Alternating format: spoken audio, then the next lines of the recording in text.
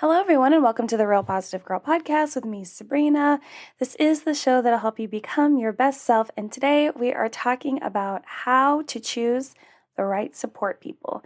Finding friends you can count on. But before we jump into that, as always, I want to invite you to say hi to me on Instagram. I am at Sabrina Joy Perozzo, or you can send me an email to realpositivegirlpodcast@gmail.com with any questions, comments, concerns, prayer requests, feedback, topics, suggestions, any of those things. I have also, as I am always looking for topics and ideas to talk about here on the podcast, I've created a survey, an anonymous survey. So if you want to click the link down in the show notes below, you can go to the survey. It has one question. It's literally, what do you want me to talk about on the podcast? Again, it is anonymous. So you're welcome to send me as many responses as you want, kind of detailing out what you'd like me to talk about, how I can best help you. There's also a couple other things down in the show notes you can check out if you want, which is signing up for my newsletter on my website, which I think I'm going to shift to coming out every single week. I am going to shift the day to Monday, so you'd get that every single Monday, just a little bit of encouragement in your inbox, not anything too much. And you can also join the Facebook group, which is the Real Positive Girl Community Group. There's a link down there for that. And there's also, if you want to check out my website, I am giving away there's always like an opportunity for you to book a 30-minute free call with me, just a call. You can call and talk about anything you want. You can be vulnerable. You can ask me for advice. You can just have someone to vent to. Whatever you need, you can always schedule it there. So check all that out. But let's go ahead and jump into today's topic, which again is how to choose the right support people, finding friends you can count on.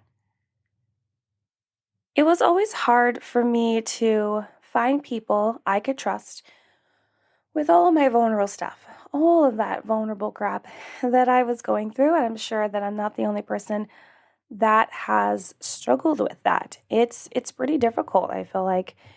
And growing up, I never told anyone what was really going on in my life. I just hid it all and dealt with it on my own.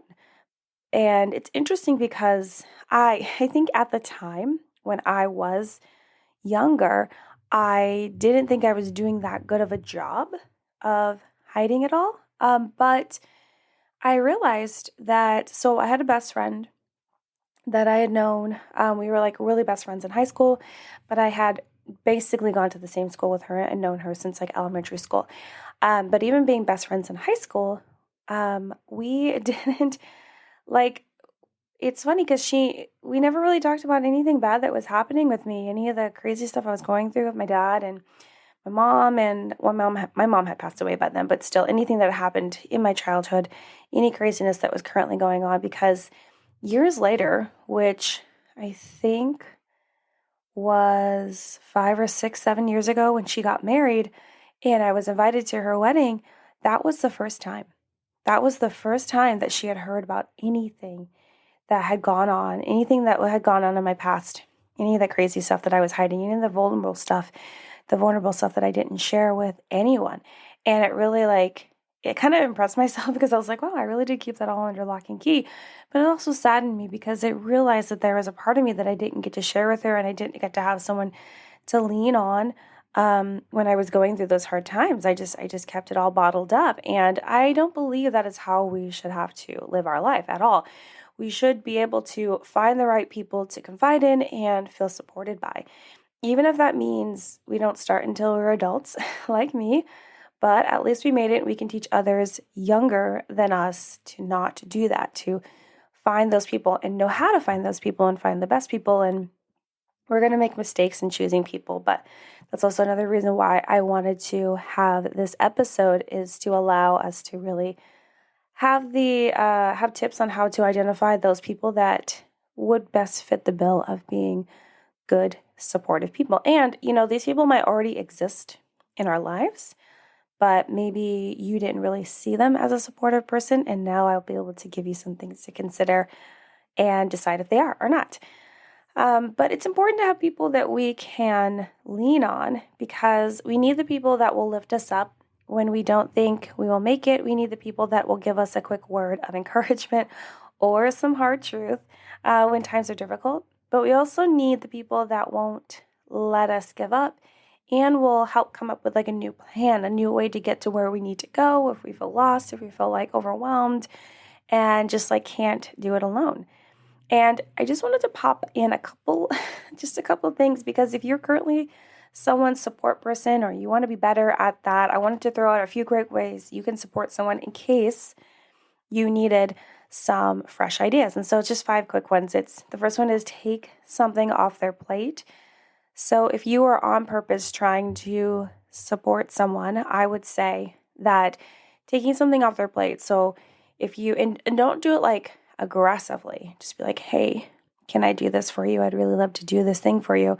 So maybe it is helping them cook dinners or cleaning up their house or taking care of their kids or running some sort of other errand that needs to happen, and just taking that off their plate. So it's one less thing for them to think about, for them to deal with whatever else that they may or may not be going through or having to deal with. The next one is to resist the urge to offer unsolicited advice. Even for me, like coaching people, I will ask. I will be like, hey, can I give you some advice? Or, hey, can I give you my perspective? Can I just like help you with this problem? Because unsolicited advice is never cute. So you think that you're being helpful. You think that because you've been through that similar experience, you want to share with them exactly what you did. But if they do not want that advice, they're not going to want it, and they're going to take it and feel offended and probably feel defensive. So resist the urge to just offer up advice. Ask them if they want it. Try to wrap it up in a way that you think that they'll say yes to it, but don't just be throwing it out there as if you're like, it's like raining in the club, like $100 bills. Like, no, that's not what it is. It's actually more pain than it is help. The third one is to speak highly of them in front of other people and show appreciation. Really, if you want to support someone, especially if they're feeling overwhelmed or they feel like they're not doing as good of a job at whatever is going on in their lives, if you really like speak highly of them and genuinely and show appreciation for them in front of others, it just boosts up their self-worth and their self-confidence a bit, because they feel better about themselves, and it kind of reminds them of what they were doing well, and despite everything that may be falling apart around them. Number 4 is to go with them to experience hard things if they want it. So if they need to go to an important doctor's appointment, if they need to go to an important meeting, if they need to go do something that they've been dreading to do, and they say it's okay for you to come along, if you offer, then go with them, hold their hand, really walk through that experience with them and let them know that you are there for them and you are going to dive headfirst into this uncomfortable situation with them so that they are truly not alone. And number 5 is don't overly talk about yourself and give examples of your own life. I would have to say, with how many different therapists I've seen and experiences I've heard from other people, and even my own, the top complaint about therapists not working out is that they talk so much about themselves. They just do. And I understand, as someone that actually went to school to become a therapist, I understand that you want to relate with the client, or they want to relate with the client, they want to relate with you and whatever you're going through, and they think that sharing their own story will be helpful. But there are therapists that just like, they really want to talk about themselves. And I've definitely been sitting there being like, listen, I just like in my mind, I'm like, oh, how do I get her to stop? Or how do I get her to be like, hey, you're talking a lot about you and this is about me and I'm paying for me to be here. I remember that was actually the primary reason I left a therapist, because they just talked all about their problems and what they were going through, and how my problem related to their kids and their whatever they're going through. And I was just like, I can't deal with this anymore. And I remember going to my next therapist and literally being like, they're like, well, what do you expect from these sessions? And I'd be like, don't talk about yourself all the time. I can't deal with it. I understand you might want to like say that you relate, but this is about me. And I've had other people have that feedback. And so, and I think that translates outside of just therapy. I think it also translates to wanting to support someone and be there for them. And, I feel like it's really easy for us to immediately be like, hey, that's happened to me. This is what I did. This is how it went for me, and blah, blah, blah, blah. You think it's going to be helpful because you think your experience will like bond you to the situation with them, make them feel more comfortable and understand that other people are going through those same things. But a lot of times it's just like you're really stealing their thunder from needing the help and support that they really need right now. The focus really needs to be on them. So just be really careful to be like, hey, that has happened to me before. Can I tell you my experience? Or if you feel like they are kind of like a people pleaser personality where you know that they're going to say yes, just kind of be like, hey, I've gone through that too. Let me know if you ever want me to tell you about it and what I did. But, I understand where you're coming from, and just kind of leave it at that, okay? So just some quick tips, fresh ideas for how to support someone else if you do find that you are the support person for someone in your life. And so in regards to like having support people in your life, it doesn't have to be like a gaggle of people that you need in your life, like a whole bunch of people. Even if it's just one person, that's great. So for me, it's my husband and my therapist. That's who I have right now. The friends that I had in my life have like gone, like I'm in a season of life where there's like a lull in having actual close friends, and I'm totally fine with that. It's not a big deal for me personally. So it's just my husband and my therapist. And, this can be friends, family, or someone outside of these groups. It's like all dependent on who you'd like to choose. Sometimes I do talk with another friend of mine, but only about certain things, which I also think is okay because, you can talk with certain people about certain things and not others. It's all about how much you trust them and you feel comfortable talking to them about your really personal and vulnerable things. But when there isn't trust, it's devastating, right? If you've ever been in a situation in a relationship where you realize that your trust has been broken, then it's just so saddening and disheartening, and you just feel so deflated, right? Sometimes you think you can trust them and it turns out you can't, or you fear trusting anyone again because you fear it not working out because of like past experiences and things where you've had fallouts before because people broke your trust, and that really, really, really sucks. So this is why I wanted to chat about how to choose the right people to seek support from in your life, because this might be people that you already know and people that you don't know yet, but will become friends with, and will have these, like you'll become friends with them and get to know them or decide to seek them out, and then you'll have these tips to determine if they can be your support person or not. So again, because maybe you've been holding off on really diving deep into the trust with someone that you know and that you adore and that you really enjoy spending time with, but you just don't really know if it's going to be right. So here are 5 great tips on how to choose the right support people for you. The first tip is determine the type of person you'd actually enjoy being around. So what personality traits make it easy to be around them? What feels comfortable? I would say first and foremost with someone that you need to and would like to establish trust with and be able to share those things, you actually need to actually enjoy being around them. You need to enjoy their company, their personality. I would say this is not the opportunity for you to cherry pick and be like, well, they give great advice, but they annoy me in every other like facet of them. And you need to be able to enjoy them wholly as a person and just be like, okay, yeah, this person's really cool. We get along.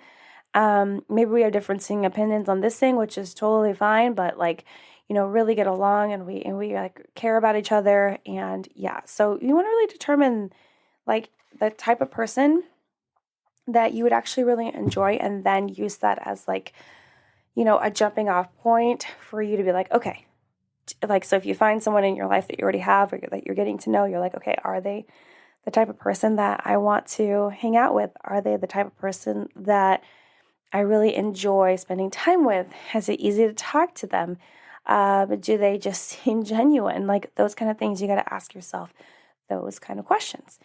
Number 2 is find someone that demonstrates integrity to you.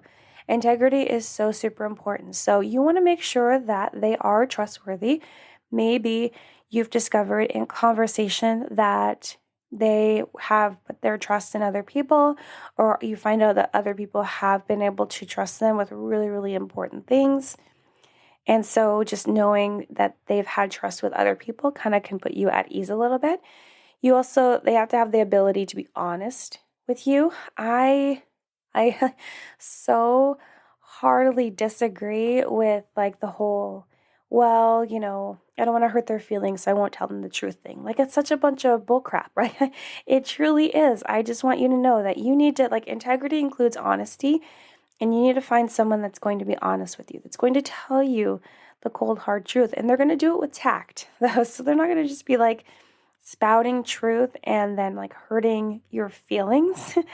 No, they are going to, like on purpose, no, they're going to be like, hey, listen, I need to tell you this, and I mean this well, and this is this and this and this. Like, be able to tell you in a way that you will listen and you will understand, and you will know it's coming from their heart. But they're not lying to you or trying to hold something back from you just to like not hurt your feelings. Like, no, being truthful is so much more important than like, saving your feelings from any sort of weird awkwardness. I promise you, it might still feel awkward and weird and uncomfortable and sad and upsetting and frustrating in the moment, but wouldn't you rather like known the truth than to go forever not knowing it and then it ending of like finding out that you could have done something different or changed something and the situation could have been better?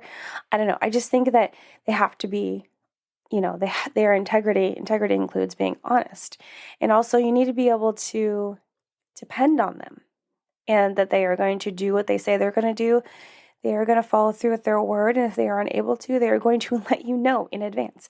And then they'll also need to be loyal. So all of that is wrapped up in being in like having integrity, which is like being trustworthy, having the ability to be honest with you, you being able to depend on them, and them having the ability to be loyal to you and not just be like flip-floppy or wishy-washy with what they say, what they're going to do, and how they're going to be there for you as well. I mean, I feel like this is an obvious thing, but I guess I should say that obviously you would want to reciprocate all of these things to them so that it is this like balanced friendship and relationship and however it is. So you know what I mean? Okay, so integrity. The next one, number 3, is they also need to be a caring person. So not only do you need to actually enjoy being with them and they need to have integrity, they also need to be a caring person. So someone that cares is like able to listen, to understand you, and really like listen to understand and not respond. It's like the most classic rule for listening, because a lot of people will think that they're listening, but they're actually already formulating like their response in their mind, when that's not actually active listening. Active listening is to listen to understand what they're saying, have the pause that you need to come up and formulate your response, and then respond to them, right? You're really giving them the respect that they deserve and actually fully listening to what they're saying. So that's part of being caring, as well as being able to listen and understand you without being judgmental, really having a wide perspective on like, okay, listening to you and being like, oh, I can see it from your vantage point. I understand that you think differently than me. You have different values and core beliefs, and that's okay. And really understanding that there is no need to judge you at all, because that's not really going to help with creating that trusting relationship. And it's just not fair, and it's really unnecessary, because we're all made to be different on purpose. And then the last part about being caring is the ability to be empathetic, which is just to understand how like you're feeling and what you're going through, and really just like understanding what feelings would come along with like whatever experience that you are going through. So just being empathetic. So being that caring person, again, is being able to listen to understand and not respond, not be judgmental, and to really be empathetic. Number 4 is find someone that isn't negative about everything in their own life.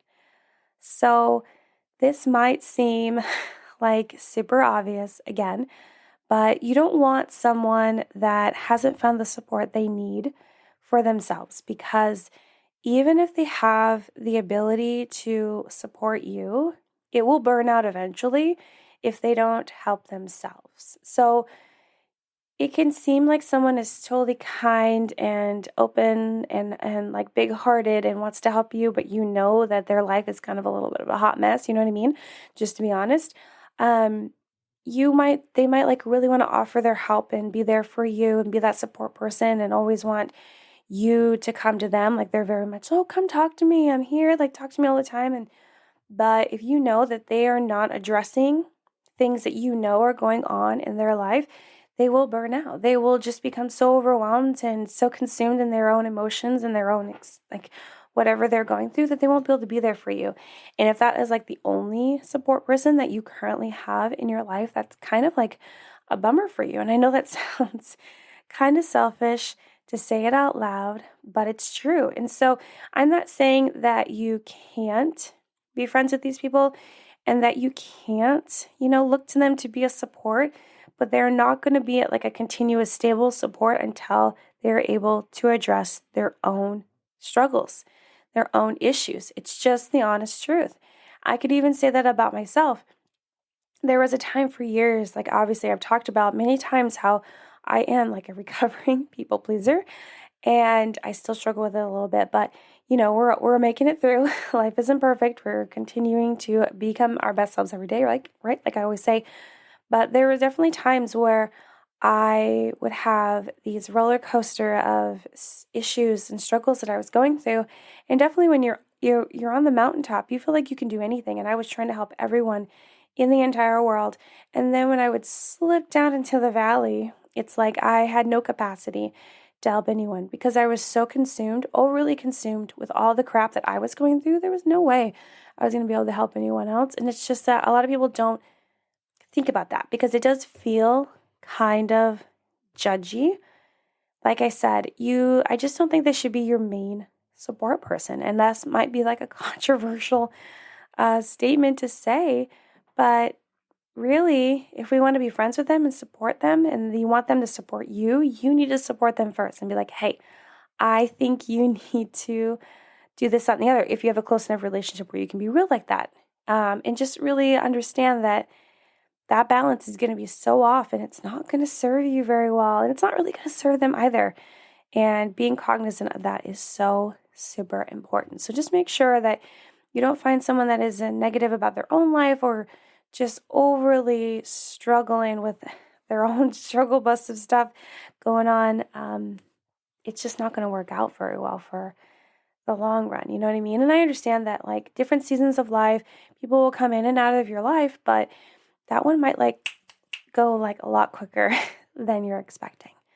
Okay, so number 5 and the last tip I have for how to choose the right support person for you is to be patient. I know it's the most boring and some would consider not helpful tip in the whole list, of course. But creating trust and lasting relationships takes time and shouldn't be rushed. If you find that you are rushing to trust someone in a relationship, that's like a red flag for yourself. Like, why? Are you running to trust someone because you lacking trust anywhere in your life? I'm going to tell you the honest truth is that, yeah, I've been through that. I've been through that point where like I was telling you, I didn't have anyone to trust when I was growing up. It wasn't until I was like in college. And even then, it really wasn't happening. I think it's because like a little bit later in college, and that's when I met my husband. And I was able to like trust him from the jump, which was a beautiful blessing in my life. But there were like most of my life, I couldn't trust anyone because I just, of all the experiences, all the crap that I went through. But there were a couple times where I did jump to trust people in newer relationships because I just wanted that feeling. I craved the feeling of being able to trust someone and not worry about someone doing something behind my back and, creating drama or anything like that, backstabbing me and betraying my trust. And the times that I rushed it, what happened? You already know. My trust was betrayed. So we really just need to take the time and be patient in seeking these people out in our lives or developing those relationships where you need someone you can trust that can support you and you can support them because you need to be sure. And yeah, we're going to make mistakes, right? Mistakes and failures are the best learning lessons we have in our life. And we're going to make mistakes, and I made mistakes about like rushing into trust, and I learned my lesson. But it's better to be prepared and understand what you should do so you make less of those. And it's just good to be better prepared. So understand, be patient when you look for those relationships. Sometimes you might enter into a season of life where you only have like one person, and maybe that one person is your counselor, your therapist, your coach, whomever that you can trust. And that's just what you need to cling to for right now until the next wave of life brings in those other people that will bless you. And you'll bless them, and it'll be a great, great relationships to come. So, okay, so that's all 5 of the great tips I have on how to choose the right support people for you. So thank you so much for listening to the Real Positive Girl podcast, again with me, Sabrina. Just a reminder that in the show notes below, you can find me on Instagram, you can send me an email, you can click on the survey, the anonymous survey, to submit any topics or ideas for me to talk about on the podcast.